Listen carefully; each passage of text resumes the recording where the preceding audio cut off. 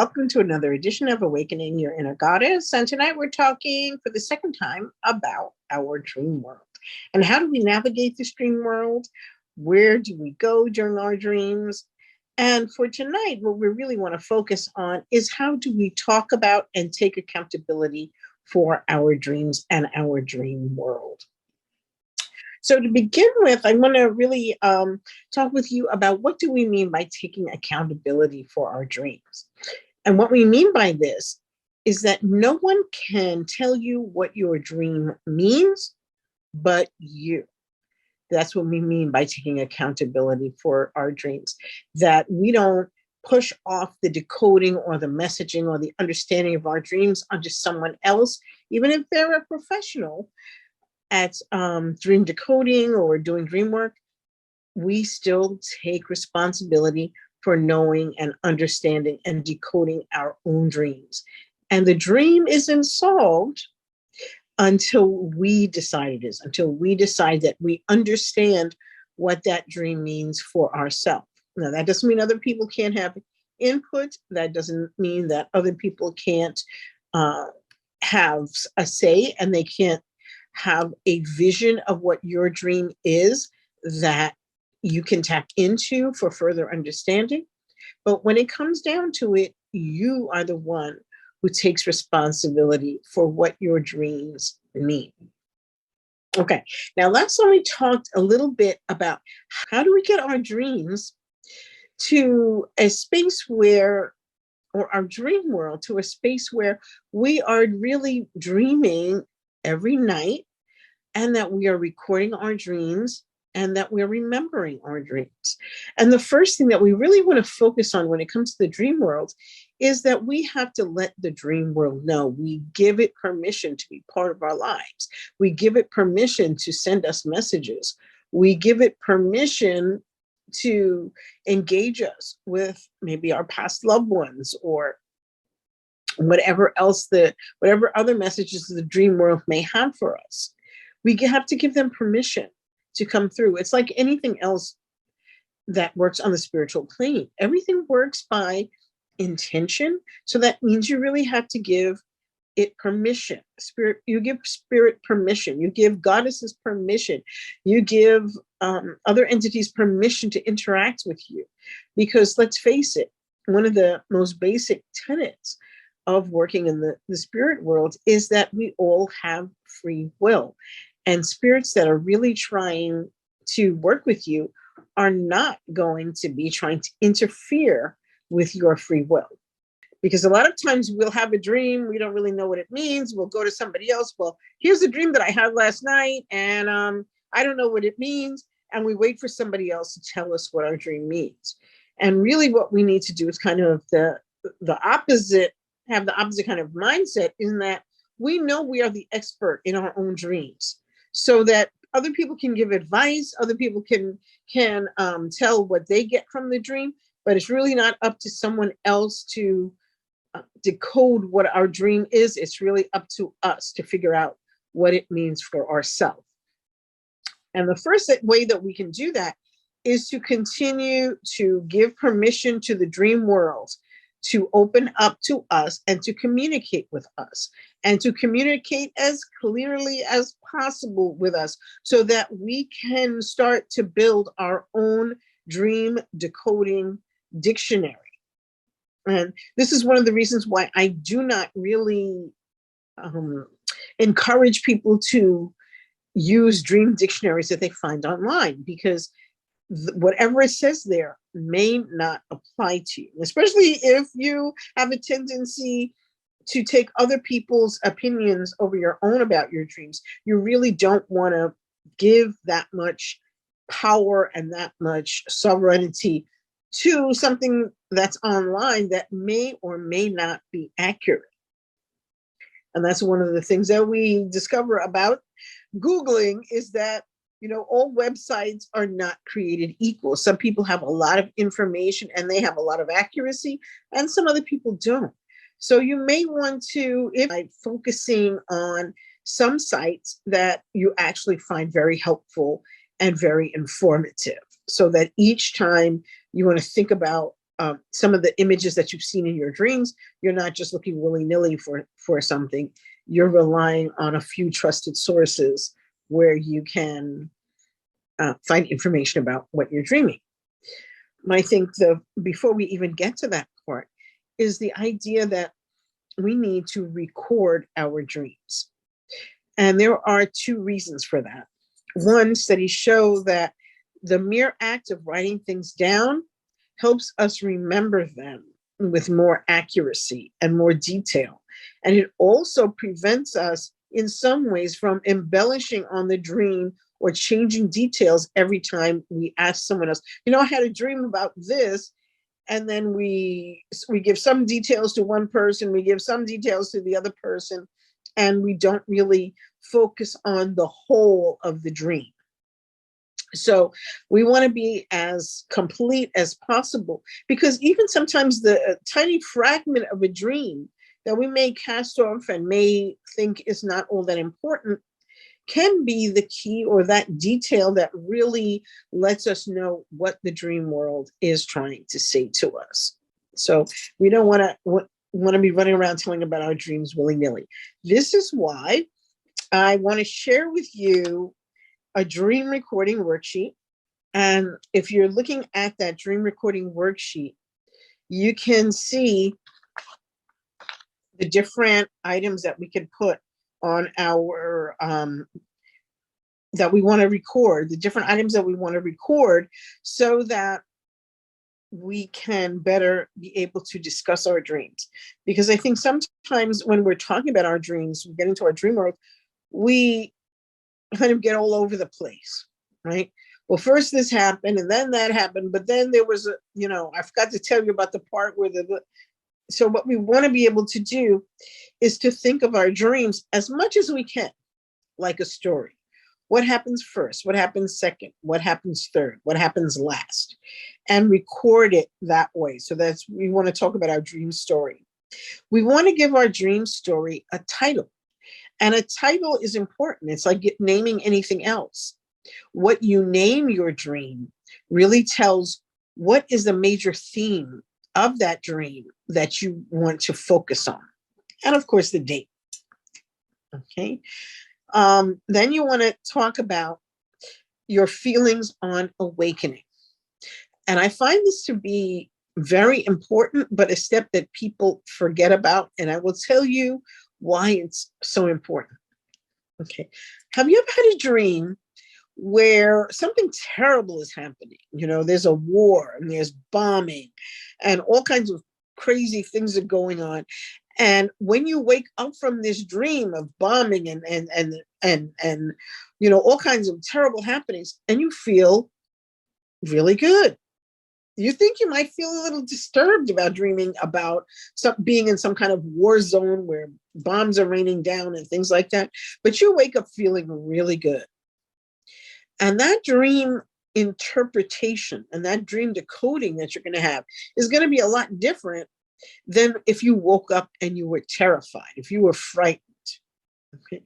Because in that first dream where you are waking up and you're feeling really good, a lot of times when we dream about, things like that, terrible bombings or fights or whatever, that can also represent the forces, kind of the forces of good in some way, or even your own immune system fighting off the disease. And then you can wake up feeling really great the next morning because you have fought off whatever it was that was harming you. When you wake up and you feel terrified, that can be a whole different dream, a whole different dream process going on where you were not really fighting off something that you wanted to get rid of. You were just terrified in that dream, and that can mean something completely different. Okay, so now I see we have a comment. Let me take a look. Woke up to a panic attack. Mm-hmm. Yeah. That's one thing that can be very, very scary, is to kind of pop out of your dream into a panic attack or into some kind of real emotional trigger when you wake up. And this can be very scary, especially because when you first wake up, you may not know where you are. You may not know what's going on. You may be so lost in that dream world that it may take you a few moments where you are really in a heightened emotional state before you can, breathe yourself or calm yourself into recognizing what's really going on. And that can be terrifying. So that doesn't mean that because we study our dreams or we write them down or whatever, that they will always be pleasant. The goal is not to have pleasant dreams. Okay, that's very nice to have pleasant dreams. It's very nice to have a very calm and tranquil experience, but that doesn't mean that that's the goal of dreaming. The goal of dreaming is really to find out information from our own subconscious, from the spirit world, from our past loved ones, or whoever else that wants to contact us and get the information that we need from the dream time in order to conduct our lives in the daytime. That's really our goal. Yes, I know. I think everyone loves those pleasant dreams where everything is happening so nice and smoothly and wonderful. And we really do need those dreams. They're not to be, poo-pooed or thought of lightly. We really do need those dreams because many times our daytime is such that we need something or somewhere to calm ourselves before we are able to tackle the next day. However, our dream world brings us more than that. It brings us all kinds of information. Let's get into that dream decoding, because what our real goal is to figure out what the dream is trying to tell us. And we have to recognize from the start that our dreams come to us on many different levels. There's the practical everyday level. Okay, there are different spiritual levels or dimensions on which our dreams can work. Dreams are multidimensional, just like we are. So the goal is to figure out what the dream is telling us on all of those levels. Sometimes it may seem just like a really everyday type of dream, like you dream you're going to your office and you sit down and you have work, and then your boss fusses at you because a report was late and you feel terrible because you were really trying to get it in on time, and you wake up and that's exactly kind of what happens in your everyday reality. But that kind of situation can also exist on other planes. For example, if you go into your office, where's your office? Your everyday, the office can represent your everyday life. Just like a car generally, or modes of transportation generally tend to represent you and your everyday life. Where are you going? So if you go into that office, who is the person or the entity or the being that you might consider being the boss, who might fuss at you for not doing what you're supposed to do? It could be one of your guides saying to you, hey, didn't I tell you to do so-and-so? Or haven't I been pushing you in this direction and you're just not doing what I'm asking you to do? And you may really need to do that thing in order to progress in your spiritual world. The boss could represent a parent or another authority figure that is not pleased with you for some reason. So we can consider this dream on all three levels. Okay. And so, for example, I'm going to go with I'm going to go back and see like like when you say, for example, you experience, as one of us has alluded to, a loss in your real life, and then you dream about it later. That could also represent it being time to let go of some aspect of that loss that you've been holding on to. And in your dream state, you may be saying, no, I'm not letting it go. I'm holding on to it for whatever reason you may feel you still need to hold on to that aspect of grief or loss that you're feeling, and feel very unsettled by any aspect saying, okay, no, it's time to let it go. It's time to let it go. And so we can use these cues in our dream time to help with our real time, daytime lives. Okay. Many times we tend to dream with animals. And I think it's very common for people who like animals to dream with animals, or people who are open spiritually can tend to dream a lot with animals. And I really believe that when an animal comes to you in a dream, it is bringing you its medicine or its lesson for you into the dream world. So many times what you may want to do is to look up, and not necessarily on a generic site, but maybe go to some like a Native American site and look up what is that animal's message. You had a crazy dream with fish. Well, what do fish represent? And then when the animal comes to you, generally it's asking you to do and to behave the way it would. And so, for example, if you want to gain the medicine of that animal, so if, say, you had a dream about fish, as someone just suggested, then what you would want to do is, first of all, what do fish represent? Fish travel in schools. Right? And generally the same kind of fish travels with the same kind of fish. Okay, it's kind of a group identity when you talk about fish. We don't really think about individual fish unless we're like Finding Nemo or something. So what are the fish, and what kind of fish? Jumping fish, right? What kind of fish are they, and what do they do? What do they eat? Where do they live? Right? Right. And we can also pay attention to the number of fish. Is it just a few fish, or is it a great big school of fish?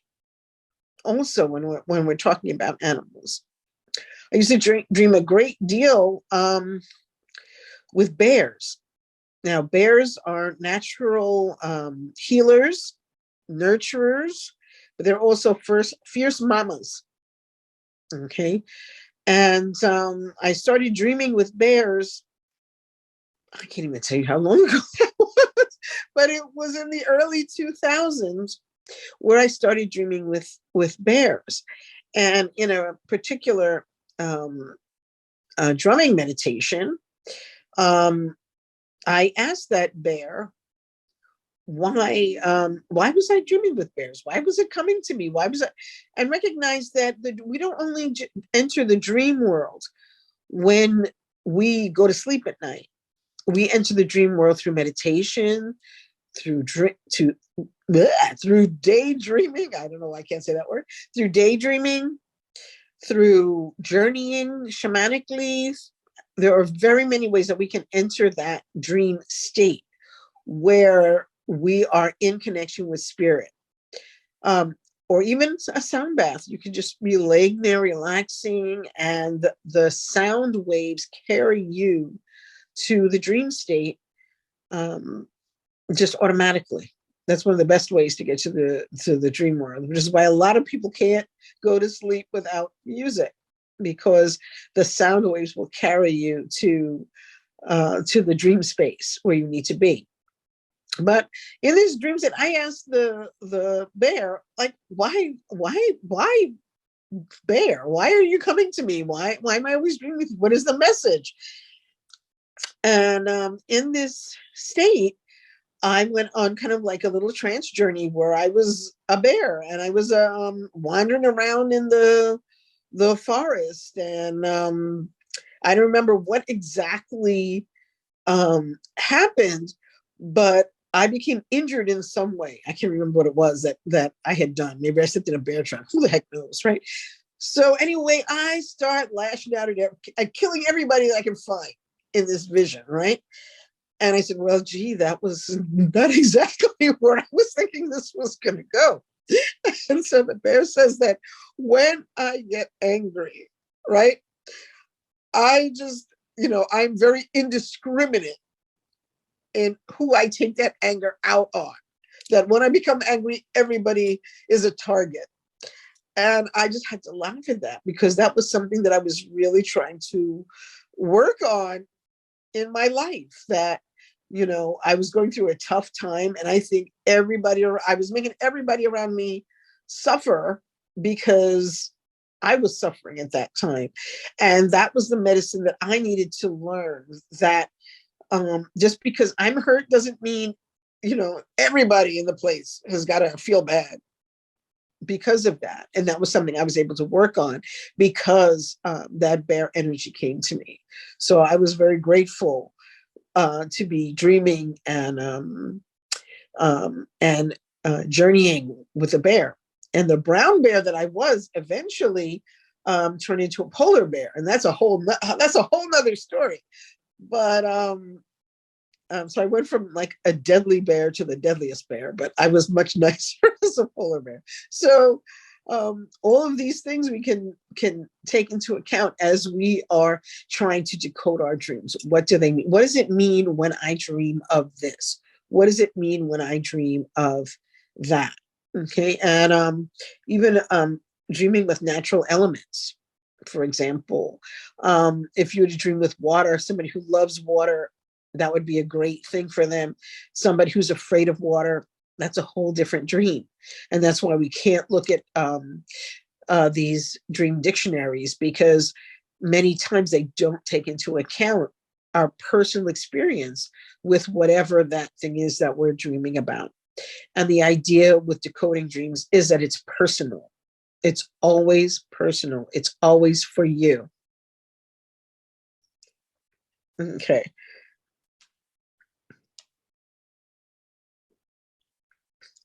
Mm-hmm.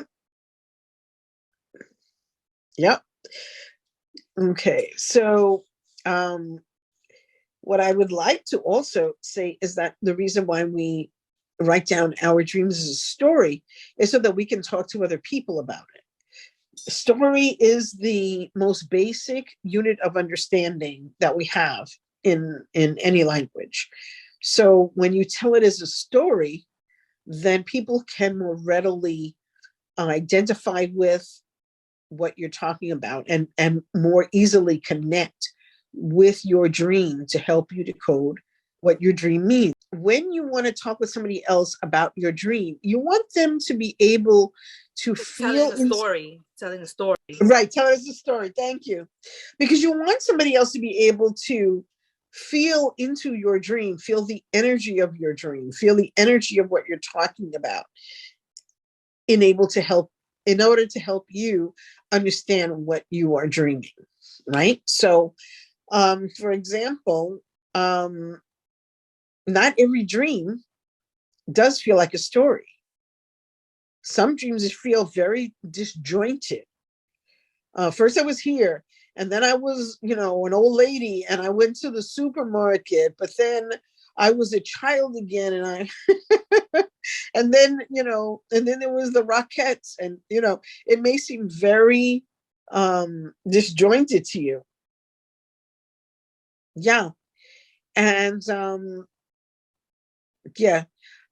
And part of that, as somebody was saying, Monica was saying that some people like to sit and tell their dreams in a circle, and everybody can tell what they intuit from the dream. But it's a lot easier to intuit something from that dream if it's told in story form as much as possible, so that people can get an idea of what the dream is about. Okay. Things like dream theater, where you can act out your dream, and you can get, if you're in a group. I used to love to do this. I used to what you do is you get everybody to play a part in the dream, whatever parts are significant in the dream, right? So that you can get information from the person who is playing that aspect of yourself in the dream, and you can gain more information. So, for example, we one time, in fact, the person who called me just now, she and I did this dream workshop. We were doing dream theater, and we were working with somebody. It was actually an animal workshop, where we decided to do dream theater with somebody's dream who dreamt about an animal, who dreamt about a whale. And so we had somebody who was playing the whale. We had somebody who was playing the water. We had somebody who was playing the person in the dream. We had somebody who was playing some other aspects of the dream. And each person got a chance to tell, what's going on for you? Why are you even there in the dream? What's going on? And it was fascinating because when we allow ourselves to open up to intuition, our own intuition, and tap into the intuition of the person that we are doing dream theater for, we're able to just really open up and vocalize and verbalize what it is that aspect of the dream is trying to say. And we can also understand in some ways too, that every aspect, every person, or everything that we see in our dreams is really just a reflection of us, is some aspect of us that is important in the dream. So if you have a dream, and going back to our dream before about your boss fussing at you for not getting something done, then what aspect of yourself is really, taking yourself to task for not getting things done in the way that you feel they should be done? And what part of you is feeling bad because you didn't do them? So the dream world is a fascinating place. And just really navigating it becomes so much easier when we write down our dreams. Okay. And then we had one more aspect of our dream decoding worksheet, that is to, once we have written down our feelings on awakening, then we want to think about what are our first associations with that dream? What are the first thing you think about when you wake up from that dream? Okay. If you dream about someone or something in your dream, what do they mean to you? Who are they to you? What role do they fulfill in your life? For example, one of the things that I do is, if I dream about somebody and I dream something has happened to them in my dream, the very first thing I do, if I can, is call them in the morning. Okay. And check out, are they okay? Now that I've dreamt something terrible has happened to them, because generally when I dream terrible things have happened to people, or even that they visit me in their dreams to say goodbye, okay, that's happened to me more than once, that someone came to visit me who passed away in the night. So this is why I get up and I call people the next morning. In fact, I had a dream that was so vivid about somebody I haven't seen in years, that I actually went to Facebook to see if they were still alive. That's how real that dream was, that this person had died in my dreams, that they had been killed in some way in my dream. And I hadn't thought about them in literally in years. So it was really just why on earth did I dream of this person? And I still have absolutely no idea why this person was in my dream. But, dreams, the reason we have to decode dreams is because they don't necessarily make sense on their face. And it's the fact that dreams are multidimensional, and that's why they don't make sense on their face value alone all the time, because they are meant to give us information on many different levels.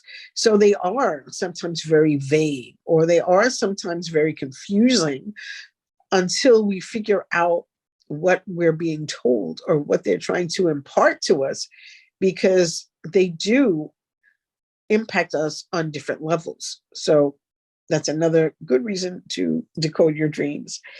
And then you can also ask yourself, what do I need to know about this dream in order to feel satisfied that I have decoded it and I understand what it's trying to tell me?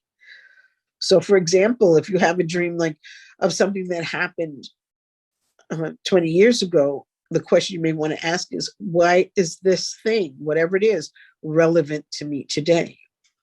You know, why is this person I dreamed about that I haven't spoken to in a good 30, 40 years, why is this person in my dream? And what do they represent to me that makes them a good representation of what the dream world is trying to tell me in that nighttime dream? And then finally, you want to make up a one-liner. Like, what is this? What is if you could sum up your dream in one line, what would you say about it? And that's another way of thinking about your dreams. And the last time we were together, we did that exercise where we summed up our dream in one line. And then we had a question that we were going to ask. In fact, we can do it again tonight really quick. And then we used the one-liner from our dream as the answer to the other person's question. Okay. And so we can try that again. I also want to put into the chat for you guys, just in case you haven't seen it before. Let me see if I can copy this.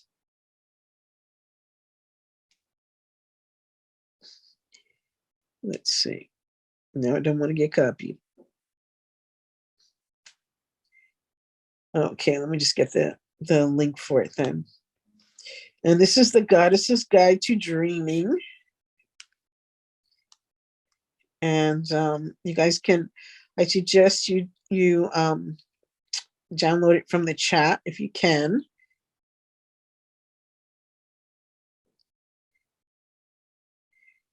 Okay.